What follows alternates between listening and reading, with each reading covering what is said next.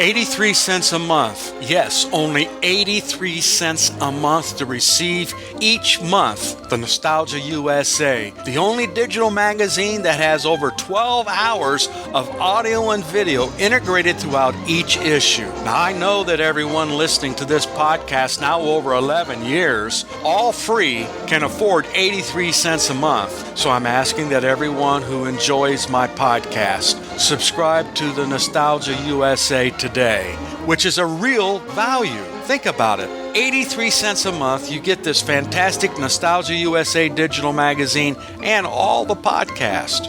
What a deal. Go to oldtimeradiodvd.com today to subscribe. Guaranteed you'll be glad you did. Let's now join our featured presentation. Lux presents Hollywood.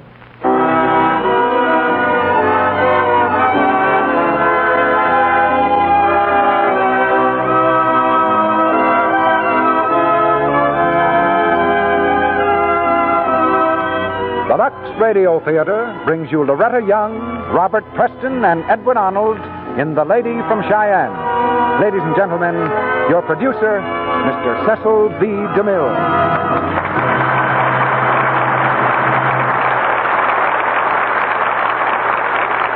Greetings from Hollywood, ladies and gentlemen.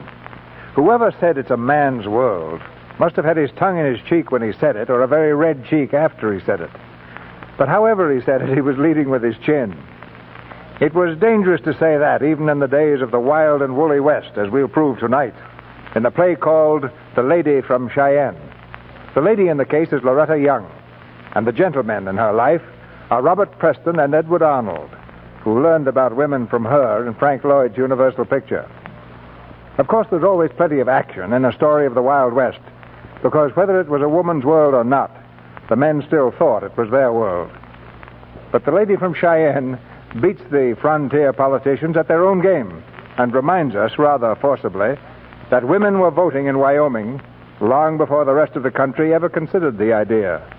Wyoming deserves a deep bow from her 47 sisters for being the first to present the ladies with the ballot. But there are reasons other than voting why American women take more of a hand in public affairs today. For one thing, they have more time off from domestic affairs, thanks to the gifts of modern science, like Lux Flakes, for instance.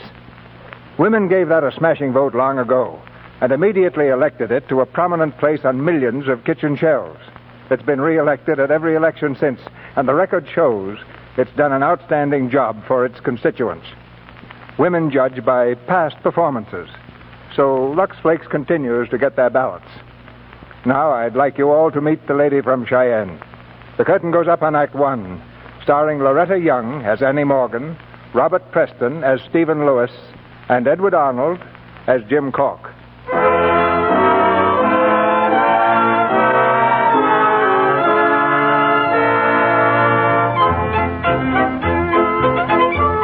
April 14th, 1869. Under the state line, a printed notice is being tacked to the rough boards of a brand new railroad station in Wyoming. It reads, "Notice. The railroad wishes to announce a public auction of lots in the proposed township of Laraville. Sale begins at 10 a.m. It's almost 10 now, and the crowd is gathering. From miles around they come, by foot, by horse, by buckboard, and by the new steel monster of the prairie, the railroad train. These are the founding fathers of Laraville. Ranchers, farmers, merchants, gamblers, and inevitably, crooked land sharks. One of these is just stepping off the train now, Mr. James Cork. As he waves his big hand to the crowd, he's greeted by a loud cheer from his henchmen. Hello, Barney. Hello, Joe. How are you, boss? Fine. You fellas ready to go? Sure. You won't have no trouble. Just settlers and speculators here. Anybody else be rowed out. Good work, Barney. Say, boys, I want you to meet Steve Lewis. Steve, the boy. Howdy, gents. Now, Steve here's going to run the auction, so that we'll know everything is going to be done my way. Is that right, Steve? Yeah, that's right. Nice and legal. Yeah, that's right. Nice and legal. Now, look, boys, I want all the river lots, and Steve here is going to be taken with a sudden affliction. He won't be able to hear anybody bid unless they're standing down close. And that's where you boys ought to be, do you understand? Sure, boss. Good. Well, let's get started. And remember, $50 a lot is the top price we pay. All right, everybody, down this way. The auction's down here. Come down this way, ladies and gentlemen. My good friends, fellow pioneers, and all you elegant ladies. You've walked, you've rode, you've come by train. I know you've had a long, hard trip, but that's over with. We're going to hold this auction, and we're going to found a town. And we're going to build it up until New York and Chicago have something to shoot at. Yeah! Now, wait a minute. I know you're all anxious to get started, so I'll introduce you to Mr. Steve Lewis, my lawyer. He's going to run the auction. Ladies and gentlemen, Mr. Lewis. All right, folks, you've all had a chance to study the map, so let's make it quick. Let's start with lot number 57. What do I hear? What am I bid? I bid 50. 60. 75. I'm bid $50. Do I hear more? I said 75. 50 it is then. Sold to this gentleman for $50. Just a minute, mister. I bid 75. It was closed on that lot. But I bid $75. I'm sorry, I didn't hear you. You hear me all right, and it ain't legal. Now, hold on, my friend. At this minute, you're breaking the law, attempting to intimidate a legal representative of the railroad. What? By threats both implied and spoken. And according to the verdict handed down in the case of State versus Peckham, you're in grave danger of standing liable for a term of not less than 4, nor more than 6 years in prison. Prison? Who's in prison? Peckham language there for 5 years. Well, I don't want no trouble with the law. Nice work, Steve. Yeah, nice and legal. Yeah. All right, now, lot number 72, River Lot. What am I bid for this lot? $75. $50. $50. Do I hear more? I bid 75. Sold for $50. And now for lot number 38. A beautiful garden spot on the river. What am I bid? What do I hear? $50. $50 I'm bid. Do I hear more? 1 moment, please. 1 moment. I bid $75. Say, women can't bid here. Which one was it, Steve? Here she comes. The girl in the funny hat. Excuse me, please. Let me through. I bid $75. Say, what's she supposed to be dressed up for? This is an auction, not a masquerade. Oh, now be generous, Jim. The young lady's costume is a mere 20 years behind the time. $75. Let me through, please. Hey, lady, where did you find that hat? That fellow looks like my old rooster after he got sick. Step aside. Good morning, gentlemen. I bid $75 for that lot. Now, just a minute, ma'am. Will you hold my umbrella, please? What? Thank you very much. And now I do hope you're all going to be gentlemen and not bid any more. What? Because I want that particular lot. Well, ma'am, just who are you bidding for? I'm not bidding for anybody except myself. Then what do you want the land for? Well, since you're nice enough to ask me, I'll tell you. I'm buying for speculation. I come from Philadelphia. My folks were Quakers. They're both dead, though. My mother died of heart trouble, arteriosclerosis. It's rather difficult to pronounce, but it's really a dreadful disease. My father's heart was quite good, but after my mother died, he was never quite the same. He finally came down with sugar in the blood. Did you ever have that? No, I guess you wouldn't. You look quite strong. Well, anyway, my parents left me some money. And there I was, an orphan, with nothing to do but teach school forever in Philadelphia. And then my uncle told me about this place, and so here I am. And I have all the money my parents left me right here in this bag. It's $500. Except $34.60. That's what the trip cost so far. And if I have to, I'll bid all my money on that lot. So I do hope you're all going to be gentlemen and not bid any more. Say, is this real? There appear to be a number of children around here. Yes? Yes, I might even put up a schoolhouse. After all, if the town is going to be all you said, they'll probably need some learning, don't you think? I'll go on. Why, certainly no one would compete with you, miss, would they, Jim? Well, I... Sold to the young lady. What's your name, ma'am? My name is Annie Morgan. Thank you. Step over the table, make your payment, and get your deed. Oh, thank you very much. My umbrella, please. Thank you. Good day, gentlemen. Excuse me. Say, Steve, that was the best lot we had. What's this, anyway? Gallantry, Jim. Gallantry. Oh.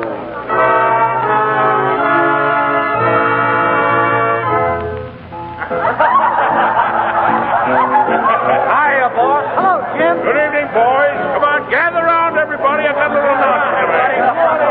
Boys, you've all done fine work the last 2 months, and we've just got the results of our first election. I'm happy to state that our whole ticket was elected unanimously. That's right, gentlemen. The drinks are on me. Well, Steve, it's going great. My own mayor, my own sheriff, and my own judge on the bench. And all legal, too. You know, Steve, I like this thing being legal, you know? Saves a lot of trouble. Great idea you got there. Just don't be too crude, Jim, or they're liable to believe the whole Civil War was just a frame-up. Oh, that's good. Well, now we got a government. Let's get busy on these water rights. Oh. Then you got the schoolma'am's property. No, she didn't sell, but don't worry. I'll roust her out of there fast enough. Oh, now listen, Jim. I've given the technique of being a robber baron a lot of study. And the main idea is to gang up on posterity, but to treat your contemporaries easily and legally. What do you mean by that? No rousting out. Get a bill of sale from her, then you'll have control nice and legal. All right. You sold it to her, now you get it back. Me get it? Yeah, and make it nice and legal. No, but Jim... Now, you hear me, Steve. Get down to that schoolhouse tomorrow and talk her out of it. If anyone can do it, you're the man.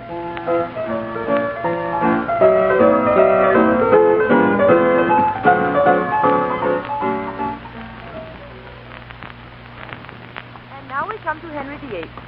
Do you know who Henry VIII was, children? No, ma'am. Well, he was the King of England. He had 6... Well, anyway, he died in 1547 at the age of 56. And now we come to Joan of Arc. Hello. Why, Mr. Lewis. Oh, I'm sorry, Miss Morgan. I really didn't mean to interrupt. I thought your class would be over. Oh, my goodness, and so it should be. It's after 3 o'clock. Very well, children. School is dismissed. Good night, Miss Morgan. Good night, darling. Come on, Nosy. I'll race you. And be on time tomorrow now. I hope you'll forgive this intrusion. No intrusion, Mr. Lewis. I'll just straighten up my desk a little and... Oh. Oh, my goodness, my flowers. Oh, here, let me help you. Oh, dear. Oh, your dress is soaking. Oh, don't bother. It will dry in the sun. I got much wetter than this yesterday holding Mrs. Lancey's baby. Oh. Well, look, I thought perhaps you'd like to have this volume of Browning's poems. Oh, that's nice of you. The years at spring, the days at the morn. Morning at 7 and hillside dew pearls. I beg your pardon? That's in Pippa Passes. Oh, yes, in Pippa Passes. By Browning. Oh, yes, of course. I think of one of Mr. Browning's best, don't you? Oh, yes, definitely. Thank you very much, Mr. Lewis. It was so thoughtful of you. No, don't mention it. Are you walking home? I always do. Well, may I walk with you? That's very nice of you indeed. I'd like to walk home with you. In high school in Philadelphia, when all the girls had boys to walk home with them, I used to wish... Well, what I mean is... There was one boy who would have walked home with me if he'd only stopped to think about it. What? Would you close the door, please? Thank you. I live down this way at Mrs. McGinnis's. It's awfully nice of you. No, not at all. What was that? What? You said something. Oh, no. I thought you did. No? Rats that fought the dogs and killed the cats and ate the cheeses right out of the vat. What? Mr. Browning, the Pied Piper. Oh, yes. Mr. Browning. Yes. Annie. Oh. Oh, may I call you Annie? Well, yes, if you like. Annie, there's going to be a square dance tomorrow night. I know that. Well, are you, do you dance? Well, I hadn't before. But I'm sure I could learn very quickly. Oh, I see. And I think it's very nice of you to ask me, Mr. Lewis. I don't know why you should want me to go with you, but I'm glad that you do. Square dancing and moonlight. Doesn't it sound romantic? Yes, it certainly does. And there's sure to be a moon. And if you don't mind, there's something I'd like to try out. They talk about it in all the books. But I don't want to embarrass you. Well, I'm sure you won't. What is it? Well, in all the books that I've read, just as the last waltz is being played, there's always sort of a pause. Well, it's really more of a throb-like, and... Well, it's then I'd like you to kiss me. Oh, but... Well, Oh, now, you needn't be worried that I'll take it personally. Not that I mean to be impolite or anything like that, but... Well, what I really mean is, you can feel absolutely safe with me. Oh. Well, thank you very much.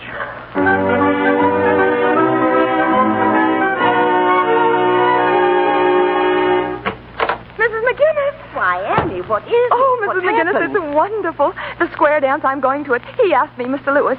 Do you know how to dance? Dance? Yes. Why, my dear, that's how I won my present husband. Oh. Practically swept him off his feet. Well, then you can teach me how. I bought 15 yards of pink muslin with the sweetest little green flower you've ever seen. Pink and green, Annie? Yes, isn't it a lovely combination? Well, I don't know. And I bought 15 yards. Is that enough? I thought I'd get a lot in case we spoiled some. And a bustle, just like the one on your black dress. Can I have a bustle, Mrs. McGinnis? Let me see. Yes, I think you could stand a bustle. Oh, Mrs. McGinnis.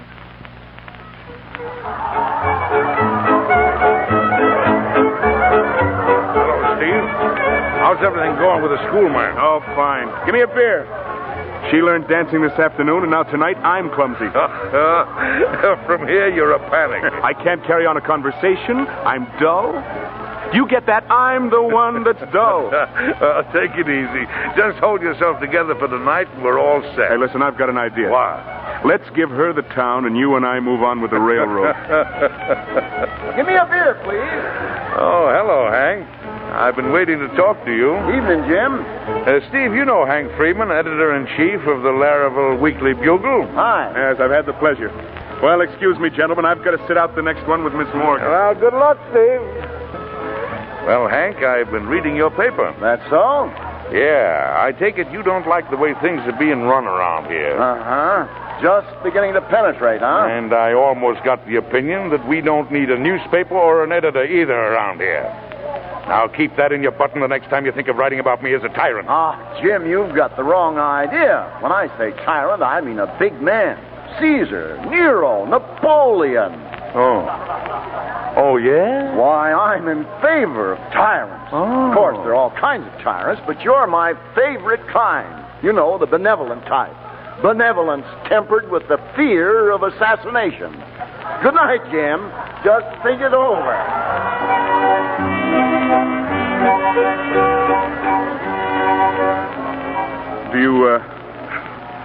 Would you rather dance? Oh, it's lovely out here.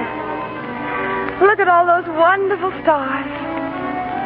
Starlight, star bright, first star I see tonight. I wish I might have the wish I wish tonight. A stove. What? A stove. I just wish for a brand new stove for my schoolhouse. Oh. They're intoxicating, aren't they? The stars, I mean, and the moon. Do you think it sticks out too far in the back, or I ought to have two of them? To what? 2 stoves for my schoolhouse. Oh, no, just one. Oh. Isn't the dance wonderful? Now look at this, Bustle. Do you think it sticks out too far? No. Miss McGinnis helped me make this dress. Do you like it? Yes, I do. Oh, thank you. Annie, Yes. you hear what they're playing? Yes. It's the last waltz. Do you remember what you asked me to do? Are you going to do it now? Yes. But, well, there's one thing I'd like to know. Oh, certainly, Stephen. Well, I'd like to know if... Well, have you ever been kissed before? No. Does that make any difference? Well, it may come as more of a surprise than you think. Oh, but I'm not taking it personally. Oh, all right. Come close to me. Like this? Yes. Oh. Well? Oh, there's something just rushing around inside of me. I feel like giving presents to everyone.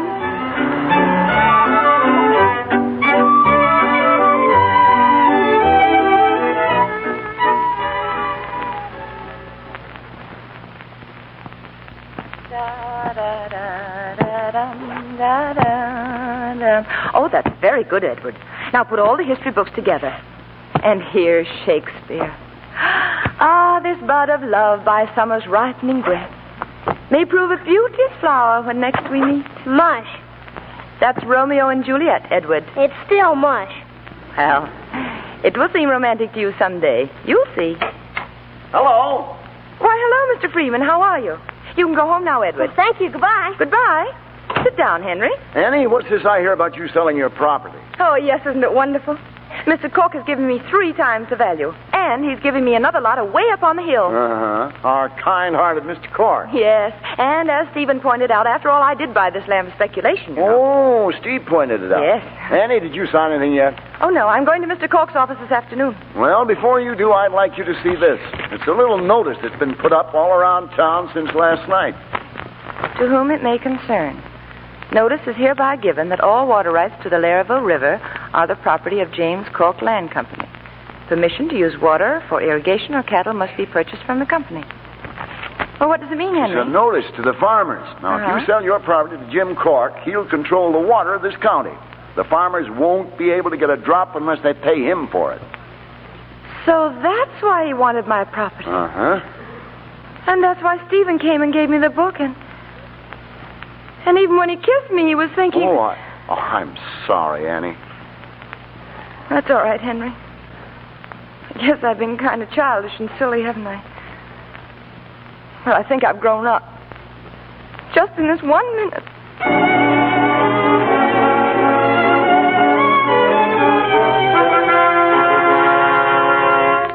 Good afternoon, Annie. Come right in. Well, Miss Morgan, we're certainly glad to see you. Are you Mr. Cork? Here, sit right there, Annie. Thank you. You've driven rather a hard bargain, Miss Morgan, and I don't know just where I'm going to come out on this proposition. But then I love the school kiddies, and they'll be much happier on top of the hill. After all, that's more important, isn't it? Is it, Mr. Cork? Now, here's the deed, Annie. And here's the pen. You sign right there. Right there. Yes, right there. Well, go ahead. Is there anything wrong, Annie? Annie, Mr. Cork is a rather busy man.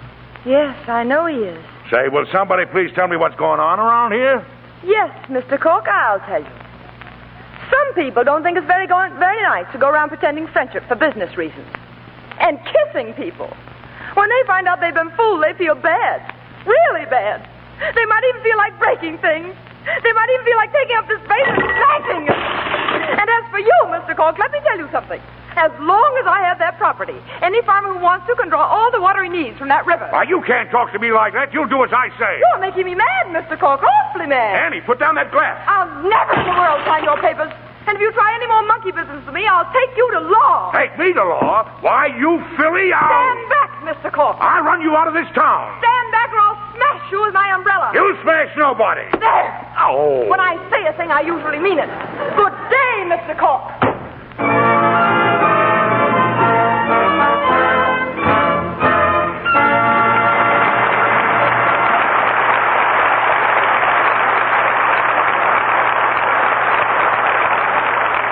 After a brief intermission, Mr. DeMille presents Act Two of The Lady from Cheyenne with Loretta Young, Robert Preston, and Edward Arnold. Now we bring you our old friends, the Browning family. 17-year-old Dot Browning has a friend, Jean Saunders, spending the night with her. The two girls have just come home from a dance. Amapola, my pretty little poppy. Da, da, da, da. Oh, Jean, wasn't the party divine? So-so. Why, Jean, I thought it was loads of fun. For you, maybe. But I got stuck with that awful Briggs boy. Oh, well, those things do happen sometimes. They happen all the time with me. I loathe parties and boys and everything. Oh, honey, don't say that. You're just tired. Come on, let's get ready for bed. Oh, I'm practically there now. What on earth are you going to do? Lux my undies. My goodness, at this hour of the night? Of course. It only takes a moment, and undies have to be luxed every day. Oh, but why? Why, Jean, for daintiness, of course. Oh, my... Dot, I never thought about that. Oh, now don't look so sunk, honey. Come along and see how easy it is to be dainty nowadays. See how fast you get suds with new Quick Lux? You don't have to wait for hot water either. Mm-hmm. And then you just squeeze your undies through the suds and they're fresh as a daisy. Dot Browning has done a very helpful thing for her friend Jean, because after this, Jean is always going to be dainty. And that quality always makes a girl seem lovely and lovable. As Dot says, it's easy now with new Quick Lux to protect daintiness and avoid offending. These sheer flakes dissolve in a flash and take away perspiration quickly, yet gently. Lux is thrifty, too, because a little goes so far. So keep that generous big box handy all the time. Now, our producer, Mr. DeMille. Act Two of The Lady from Cheyenne, starring Loretta Young as Annie Morgan, Robert Preston as Stephen Lewis, and Edward Arnold as Jim Cork.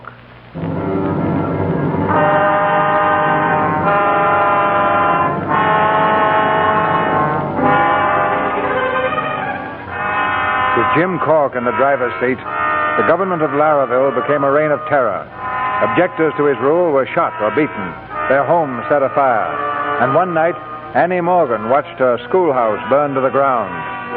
Hank Freeman, the fighting newspaper editor, is the only one who dares to tell the truth about the tyrant, Jim Cork. Read all about it.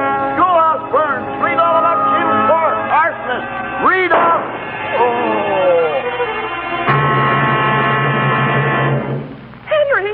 Henry, are you all right? Get some water. Oh, you poor thing. What have they done to you, Henry? just my arm. Oh. It'll be all right. This is the last straw. We're going to do something to stop this. We certainly are.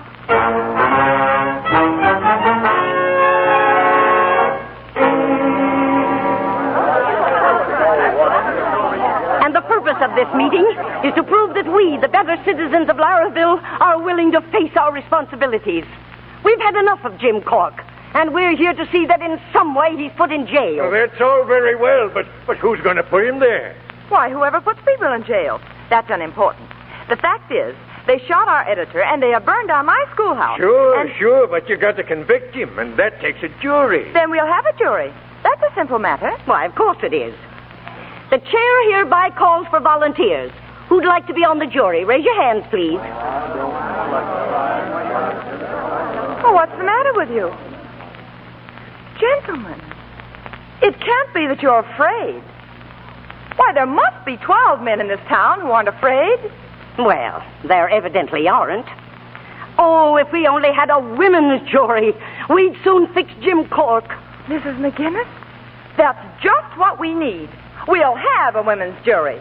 That ought to be very simple, too. None of this men's business about being open-minded and not prejudiced, as they say. We want a good prejudiced jury.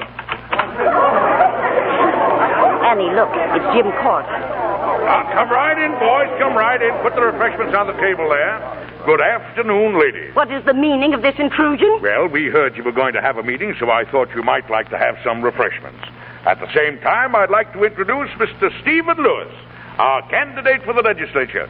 A fellow all your husbands are going to vote for. We want no part of you or your candidate. Ladies, restraint, if you please. We don't want to start any trouble. We want to do it by law. Mr. Cork, a jury is going to convict you, and it will be a women's jury. A women's jury? Yes. That's good, that is. Go on, tell us, Steve. Tell him what's wrong with it, will you? Well, what is wrong with it, Mr. Lewis? Well, I'm very much afraid that ladies can't possibly sit on a jury. Why not? Well, because under the law, only those who have the franchise can serve as jurors. Franchise? Yes. That means the right to vote. And anyone incapable of voting at an election is also ipso facto barred from acting on a jury. Is that so? Yes, it is, ma'am. And I suggest that if you intend going into public life, you start by reading Blackstone. Oh, it's Blackstone now, is it? It isn't Mr. Browning anymore. Well, let me tell you something, Mr. Lewis. Blackstone or no Blackstone, we'll have women on that jury and they'll convict Jim Cork. I promise you.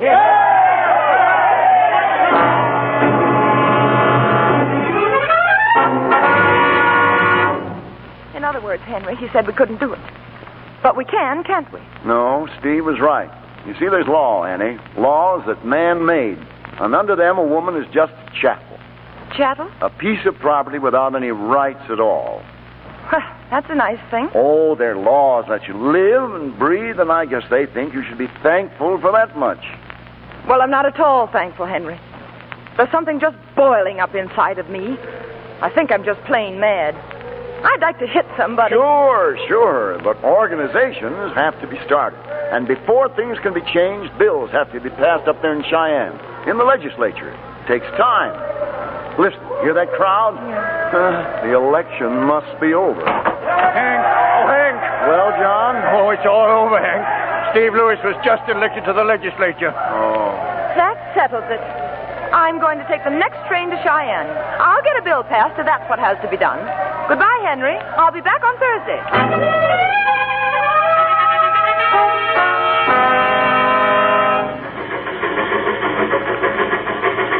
Hello? You mind my sitting here? Why should I? It's a public conveyance. You may sit any place you please. Thank you, Annie. Annie, why don't you be a sweet little girl and go back to the school kids and books and friends and leave these things to people who know what they're all about? Mr. Lewis, will you please not annoy me any more? I'm reading. 'Tis a beauteous evening, calm and free. Oh, Mr. Browning. Mr. Wordsworth. Oh. 'Tis a beauteous evening, calm and free. The holy time. Annie, at least let me give you one piece of advice. If you insist upon going to the legislature, you should do everything you can to make a good impression. You should try to be as pretty as possible. What? And Annie, if you don't mind my saying so, you really ought to get a new hat. Will you please let me read? No, Annie, I And only leave me alone. Just go away from me, do you hear? Go away. What's the matter here? Is he bothering you, miss? Bothering me. He is the most bothersome man who ever lived. Why, Annie? Oh, one of them, huh? Well, I'll fix him. Why, you... Hey, let me in on this. Who started it out, murder? Getting fresh, huh? Well... The gentleness of heaven broods o'er the sea. Such a beauteous evening, calm and free.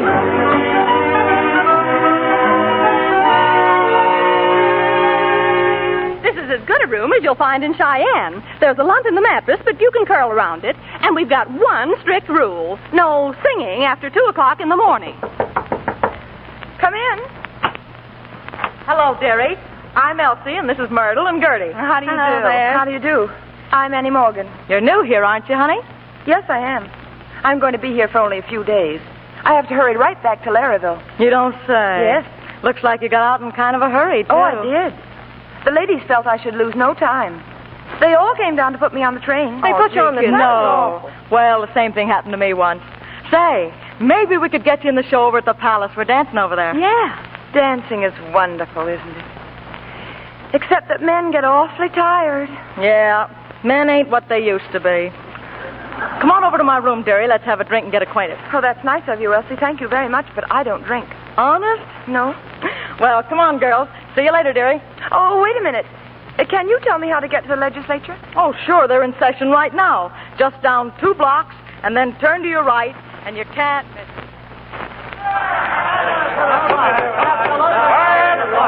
Quiet! This assembly will come to order. Quiet! Quiet! Mr. Ike Fairchild has the floor. Mr. Speaker and gentlemen, I make a motion that we don't allow smoking while this assembly is in session. Are you crazy? Quiet! Quiet! Order! Gentlemen, you don't understand. The first thing we want to do is to make a good impression on the taxpayers.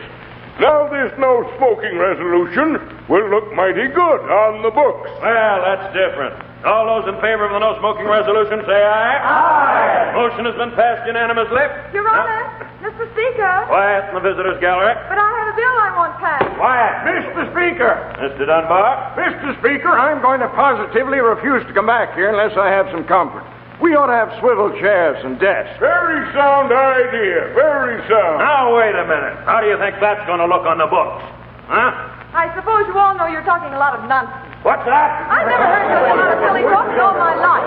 It's ridiculous. I should like to call the attention of the Speaker to the fact that visitors are not allowed to interrupt the proceedings of the House. I am not a visitor. I am more a part of this assembly than guests are. I have something important to say. Mr. Speaker, no resolution has yet been passed approving the presence of women in the visitors section. And I move that until such resolution is passed, that the young lady retire to the hall. I second the motion. Will you please stop making motions while I'm talking? Quiet. You all heard the motion. All those in favor say aye. Aye. Young woman, will you please retire to the hall and no back talk? You know that just as well as I do. You've been waiting a mighty long time, ma'am. Is there something I could get for you? No, thank you. Talk, talk, talk. Don't they ever do anything but talk in there? Well, ma'am, I've been taking care of the gentlemen's hats a number of years, and I ain't heard much but talk. Of course, sometimes they lay cornerstone for exercise. Well, I haven't any time to waste around here. I have to get my bill passed and be back home by Thursday. Mighty fast work, ma'am. You must be in a powerful hurry. Oh, I am. I have to be back and put a man in jail. That's so. There's a joint. Excuse me, ma'am. I got to get the gentleman's hats. Well, hello, Annie. You'll be happy to know that we get our desks in 2 weeks. Good day. Good day. Oh, Your Honor. Huh? Your Honor, I have a bill I want introduced. What district, ma'am? Larryville District. You'll have to speak to Mr. Stephen Lewis. He introduces all the Larryville bills. But... Good day, ma'am. Oh, sir. Will you help me? At your service, miss. What is it? I have a bill I want introduced. Well, miss, what sort of a bill is it? But it's a bill that will give women the franchise. That means it will give women the right to vote. Women's suffrage. So that's what you want, is it? That scatterbrained idea of women voting. Why, you women don't know how to think. If you had 2 ideas, your heads would split open. Well, now, wait a minute. Let me tell you something. Woman's place is in the home with babies, donning a good man's socks and doing the washing. But, sir, you And if you were someone that belonged to me, I'd give you a darn good spanking. Good day.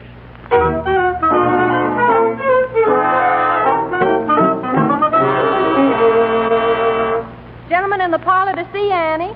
Thank you. Oh, it's you. Annie, come in here a minute, please. I don't think I have... Please. Well, Annie, I want to be friends with you. are you going to help me? Well, I'd like to help you, but not your bill.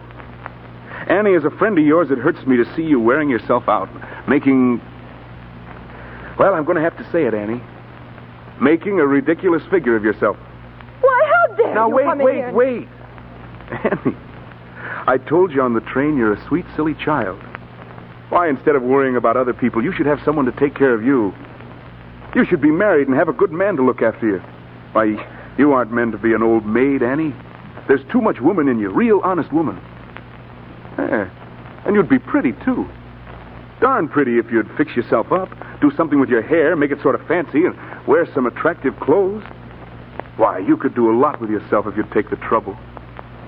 You think so? Why, sure. And I'll bet back in Laraville there's a dozen good men that would marry you. Oh, you do you? Well, you just get right out of here and take your advice with you. And please don't tell me what I should wear and how I should look, and don't ever speak to me again. Annie. Go away, I hate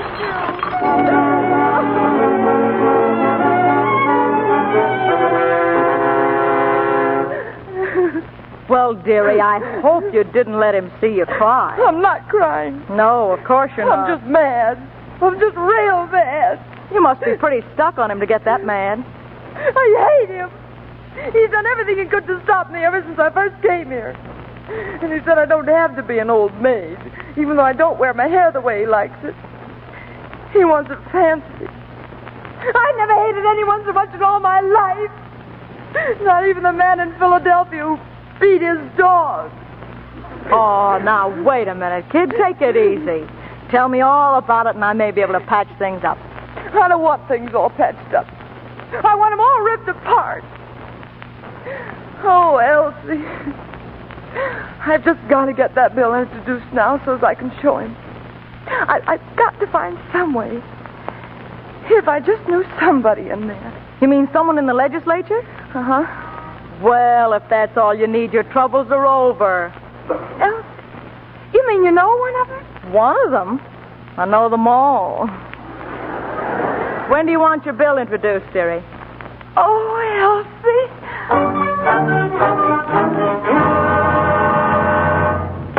Matter of the bill for women's suffrage. I move that it be tabled and referred to the Judiciary Committee. I second the motion. Those in favor? Aye. The bill for women's suffrage is hereby tabled. What happened, ma'am? Anything? Nothing, George, nothing. My bill was introduced and they wouldn't even vote on it. They referred it to that committee. Oh, that's bad.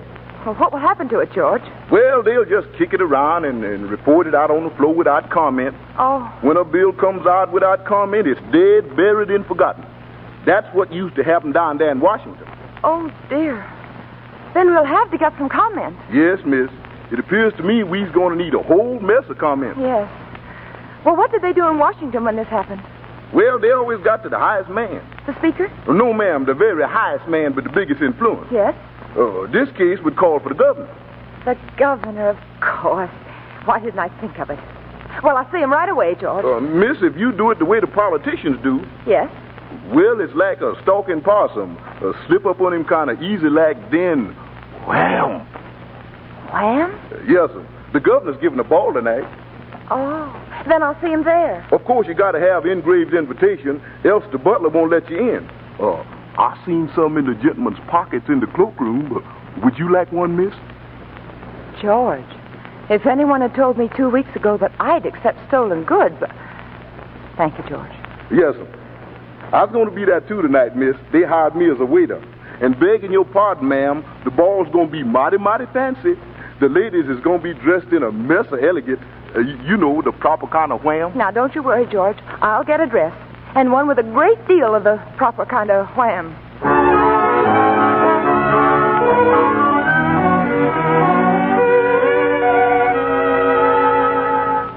Now, just stand still, Annie. Ah, it looks fine. Does it? I feel sort of naked. Hey, what's she doing in my dress?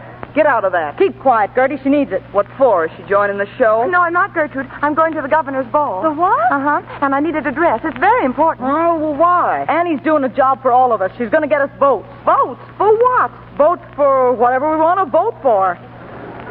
Annie says we're all chattels. Well, of all the nerve. What's that? Slaves of men. And when we get the vote, we'll be just as good as men. That's why Annie's going to the ball. No, in that case, Oh, wait a minute, Elsie. I'm getting nervous. I don't think I can do it. Oh, sure you can, No, kid. I really don't. What you need is some nerve medicine. Huh? I hate to give it away, but it sure looks to me like you need it. Here, take a slug. Well, what kind of medicine is it, Elsie? Just general strengthening. Elegant for the nerves. Oh. I call it Pepso. Uh-huh. A gentleman gave it to me. Well, how much do I take? Oh, as much as you can hold. Oh. You see, it kills the germs inside your nerves. Now, down with it, dearie. Atta girl, atta girl. There, dearie, that's all right. Oh, it's awful. I know it is. That's because it's good medicine. Oh. Here, drink some more. Oh, I can't. It burns too much. Well, that's part of the treatment. You know, I stand a lot of its burning just so I can keep my health. Annie? Where's Annie Morgan? Did you see her? Meet the new addition. Well, fuzzle my bustle, dearie. I'd never know you. You don't look like the same girl. Oh. Here, look what's come for you. A telegram. Telegram to me? Oh, I'm shaking. Here, let me do it. Clark shot dead this morning. Oh, I knew it was something horrible. Clark taking water from your land, only place he could get it. Killed by Cork's men. We have the evidence if you have the vote. Hank Freeman. John Clark shot dead. Friend of yours, honey? Shot. Just for taking water for his children, maybe. Oh, that wicked man. That awful Jim Cork. Now I've got to go to that ball, Elsie. I've just got to. That's all there is to it. You want some of this medicine? Elsie? I think I do. Bottoms up, dearie. Now take it easy. That's the way. That's a girl. Annie, are you all right? Are you all right, Annie? Bring on the governor. Atta girl, Annie.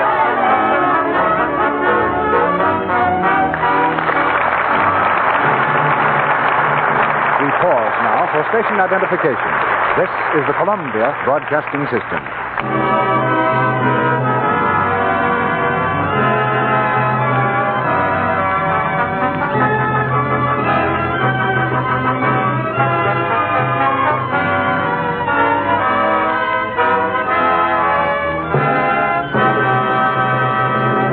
Mr. DeMille and our stars Loretta Young, Robert Preston, and Edward Arnold will return in just a moment for Act 3 of The Lady from Cheyenne. And now for a little demonstration of one striking fact about our product. Listen to these two girls, each typing a letter.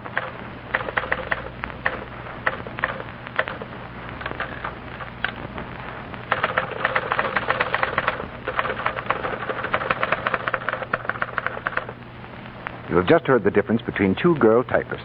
One very slow, the other 3 times as fast. Now, if you were a business manager and these two girls applied for a job, which would you pick? What do you say, Sally? The fast one, of course.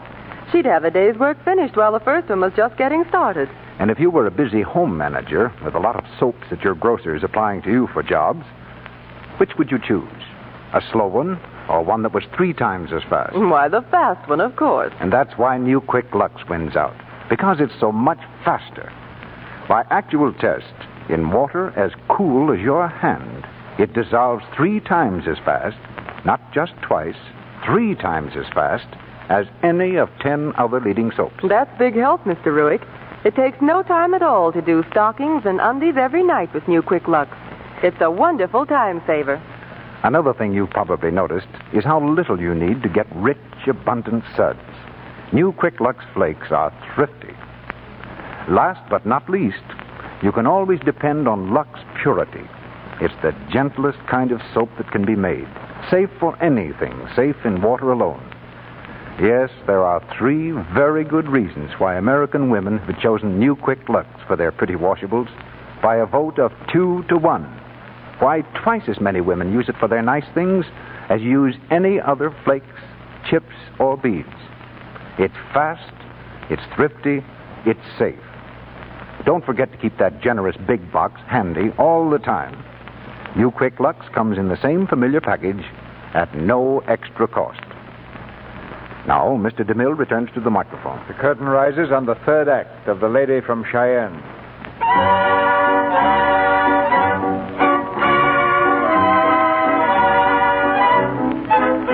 Annie has gone to the governor's ball, filled with a noble sense of duty and half a bottle of Elsie's nerve tonic.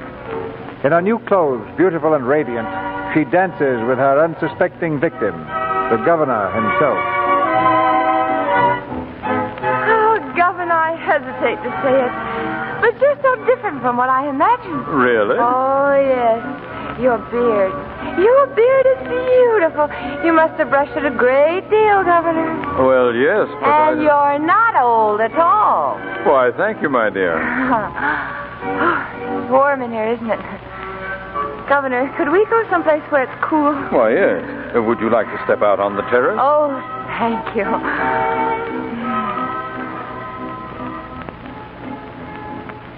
Bye. It's lovely out here, isn't it?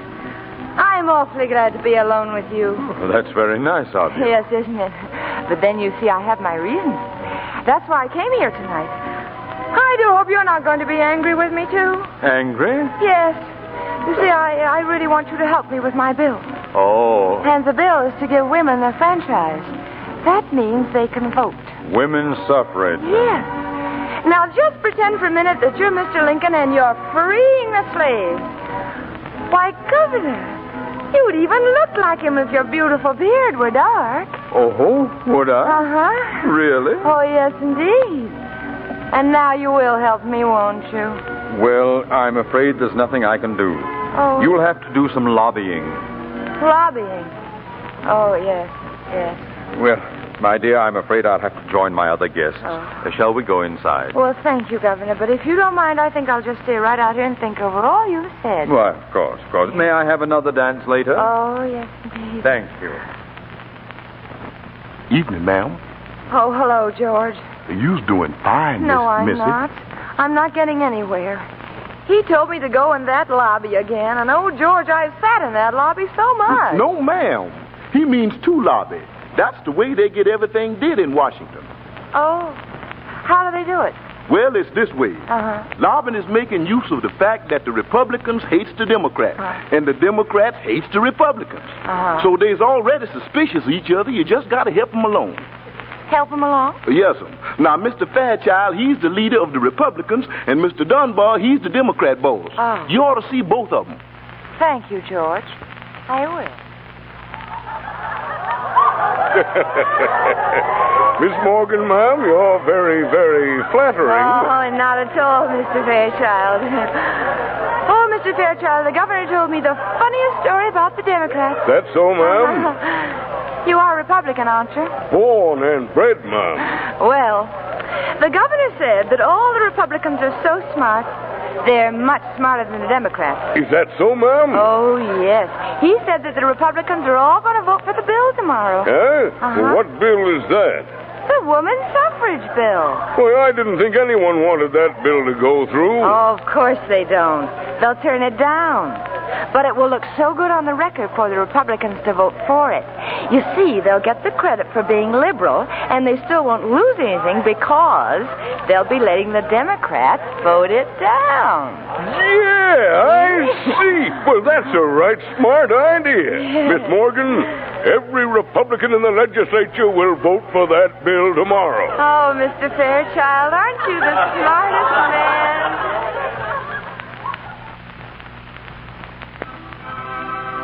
Dunbar, I just love your beard. You brush it often? Why, yes, Miss Morgan, but... Oh, it's lovely. You know, Mr. Dunbar, I have so much respect for the Democrats. And you are a Democrat, aren't you? A fighting one, ma'am? I knew you would be. And I wanted to tell you how right you were to scold me for that suffrage bill. Oh, no, ma'am. Oh, yes, indeed. The governor himself convinced me how ridiculous it was. But he hopes the Democrats will vote for it. Vote for it? Oh, yes, don't you see?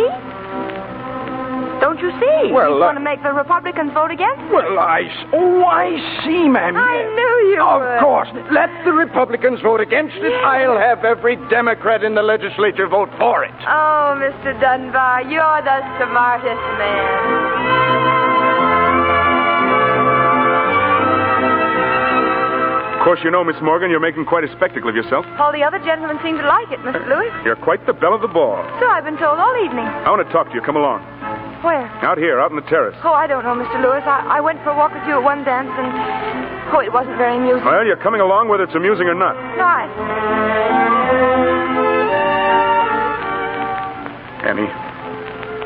Annie, something's gone wrong with me, and you're to blame for it. I? Yes, you. Until you came along and bought that lot, I was a peaceful, contented man who knew what he wanted and was out to get it the quickest way he knew how. But eating my dinner lately, I've begun to see your face on the plate. Well, tonight you've taken possession of the entire room and of me. Annie, I could throttle you with my bare hands. Something's really got to be done about you, Annie. Kiss me. No. No, I don't think the second time will be as surprising as the first. No, but I mean it this time. Oh, you're lovely, Annie. You're beautiful. Annie, kiss me. Oh, Stephen. Remember that first time? Yes. You said you wanted to give presents? Yes. I feel like that now. I'd like to send presents to everyone in Laraville. Laraville. Oh, I almost forgot. You're still one of Jim Cork's men. Yes, but Annie... I got a present from Laraville tonight, Steve. And it isn't very nice. Here, read it. It ought to make you very proud. Go on, read it. Clark. Yes, he's dead. Your friend Jim Cork saw to that. Annie, I've got to leave. Must you? Yes, I'm going down to Laraville tonight. Well, I'm sorry you won't be here tomorrow, Mr. Lewis. My bill is coming up again. Annie, don't hurt yourself. Woman suffrage hasn't got a chance. Really? Now forget it, Annie, please. All right. I guess you ought to know. You're such a smart man, Mr. Lewis.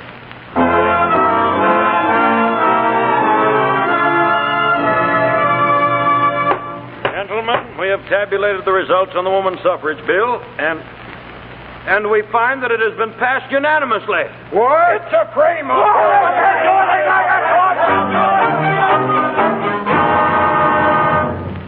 Hello, Steve. When did you get in? Anything happen up there? No, it happened here.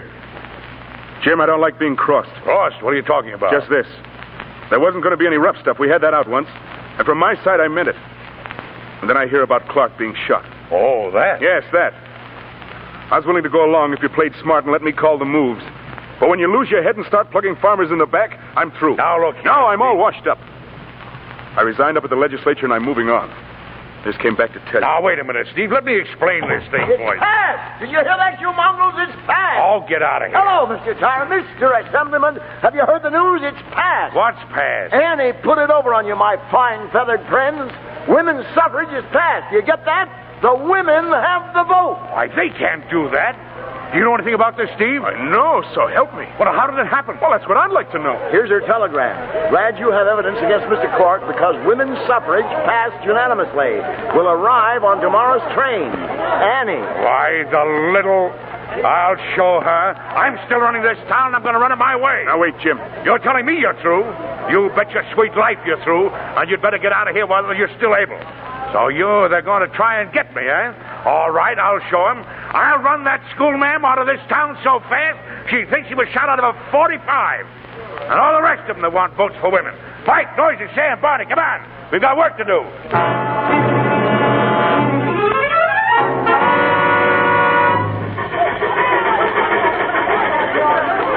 How about it, Miss Morgan? Anything else for the press? Well, now, just a minute, please. Where was I? Well, your mother was just suffering from arterial sclerosis. Oh, yes. That's really a dreadful disease. Yes, ma'am, but could we skip just a few years? When did you become interested in politics? Oh, but I'm not interested in politics. I think they're silly. All this business about the Democrats hating the Republicans and vice versa is such nonsense. What I'm really interested in is putting Mr. Jim Cork in jail. Conductor! What's the matter there? It's a holdup. All right, boys, keep getting covered. Everybody sit down. Sit down, do you hear? Why, for mercy's sake, it's Barney Burkett. You put that gun away, Mr. Burkett, or I'll put you in jail, too. Well, if it ain't Annie. Going back to town with your votes for women, huh? Well, sister, that's one thing you ain't going to do. You're coming with me. I most certainly am not. Oh, yes, you are. The sheriff, I'm going to take care of you. They call it protective custody. Now, come on. Stop it, Mr. Burkett. Leave me alone. Come on. Leave me alone. Let him have it. Who is that? Who is it, Norton? Steve, look, he's got 10 men out there. They've surrounded the train.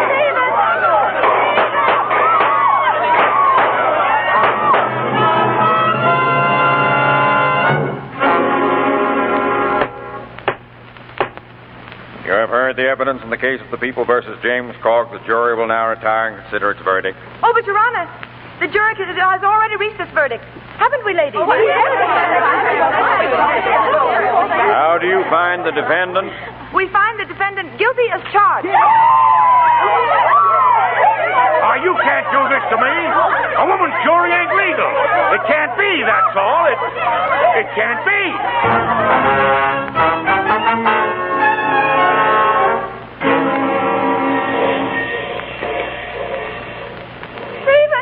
Stephen, wait a minute. Why, Annie. Oh, Stephen, where are you going? Oh, I thought I'd move along. It's about time. Oh, no, I want to speak to you, Stephen. About what? Well, this is a new hat. You like it? Yes, lovely, Annie. Oh, thank you. Well, goodbye, Annie. Oh, no, Stephen, I know this is very terrible to say this, but, well, I love you, Stephen, and I thought you loved me, and if you don't ask me to marry you, then I'll do something disgraceful. Why, Annie, I couldn't marry a famous politician. Oh, but I'm not a famous politician, and I'm not going to be. I'll stay home and darn your socks and cook and take care of your children and help you run for governor. Annie. Oh, Stephen, you look so wonderful in a beard.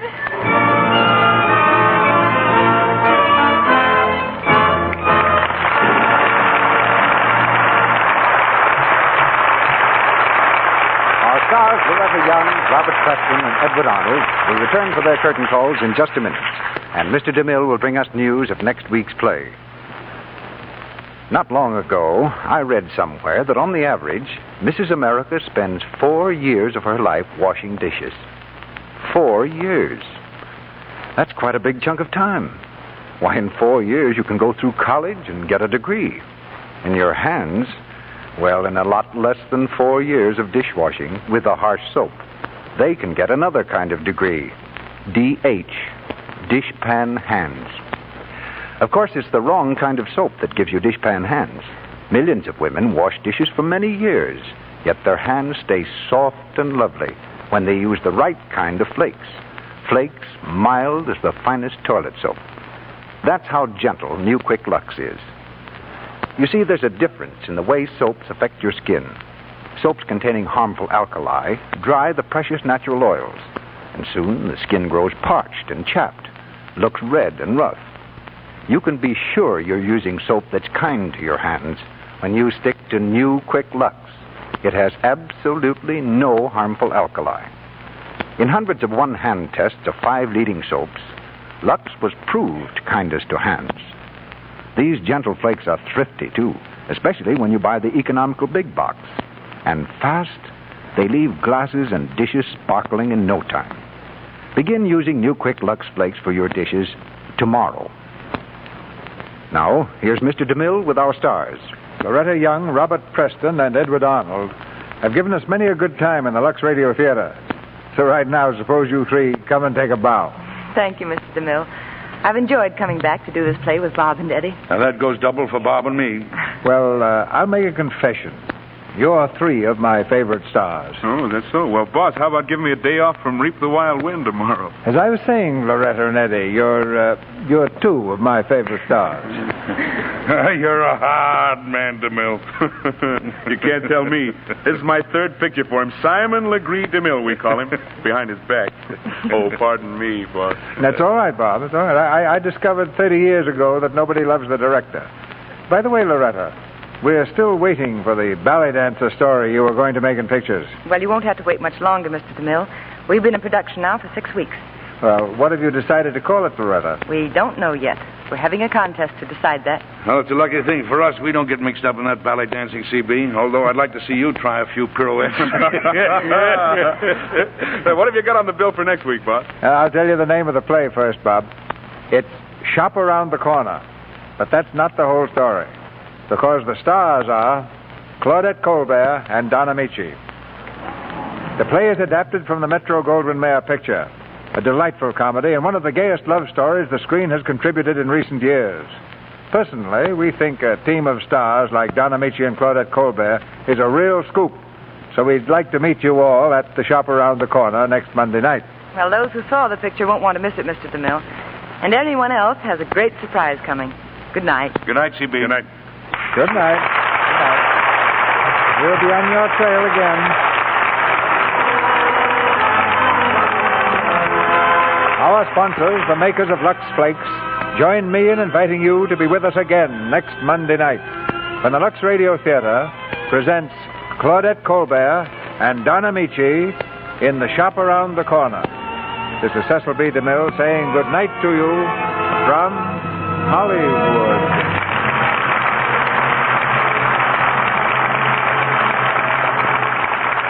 Loretta Young will soon be seen in a Gregory Ratoff production to be released by Columbia Pictures. Edward Arnold appeared tonight through the courtesy of Metro-Goldwyn-Mayer. His forthcoming picture is Paramount's Nothing But the Truth with Bob Hope. Robert Preston will soon be seen in the Paramount picture The Night of January 16th. Our play was adapted from the picture The Lady from Cheyenne, based on the story The First Woman Voter, written by Jonathan Finn and Teresa Oakes.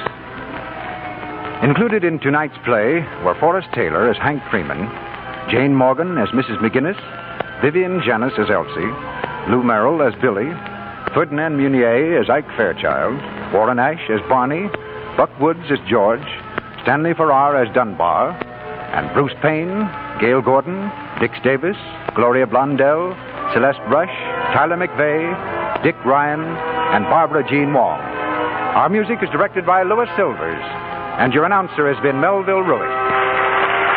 This is the Columbia Broadcasting System.